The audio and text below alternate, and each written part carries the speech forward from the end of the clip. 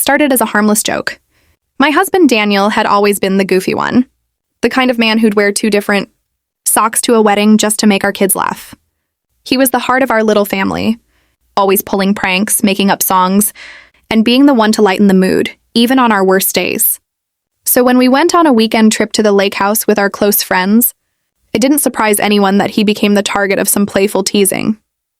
He had forgotten the cooler full of food back home, the only thing he was supposed to bring. We all laughed it off, but someone joked, he should be left behind for that. The next day, while everyone was piling into the van for a short trip to the nearby town, someone, I honestly don't even remember who, suggested we leave him behind just to tease him. He'll be fine, they said. Let him feel what it's like to be the punchline for once. We agreed too easily. It was just for an hour, maybe 2. He was on the dock, fixing his fishing line, completely unaware. We drove off, laughing at the idea of him walking around looking for us. I even said, let's record his reaction when we come back. But when we returned, he was gone. At first, we thought he was hiding, playing along. That would have been like him.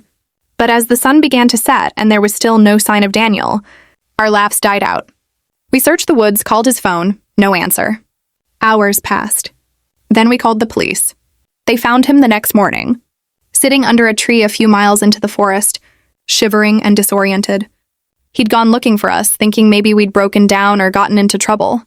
Somewhere along the way, he slipped and hit his head. He didn't even remember why he left the dock. The guilt hit me like a truck. I sat next to his hospital bed, holding his hand, while he smiled weakly and said, "You guys really got me, huh?"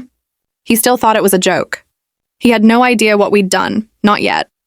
When he was finally discharged and we were driving home, the kids were quiet in the back seat.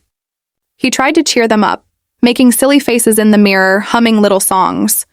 That night, after everyone went to bed, I told him the truth. That we'd left him on purpose. That it was a joke that went too far. That I was sorry. He didn't say anything for a long time. Just looked out the window. Then softly he said, "I always wanted to be the guy who made people laugh. But I never thought I'd be the one no one waited for." That broke me. Since then, we've changed, all of us.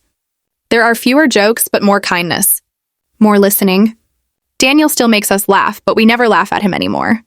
We learned the hard way that even the silliest person has feelings that run deep. And now, whenever we go on trips, he's the first one in the van. And we always count heads twice.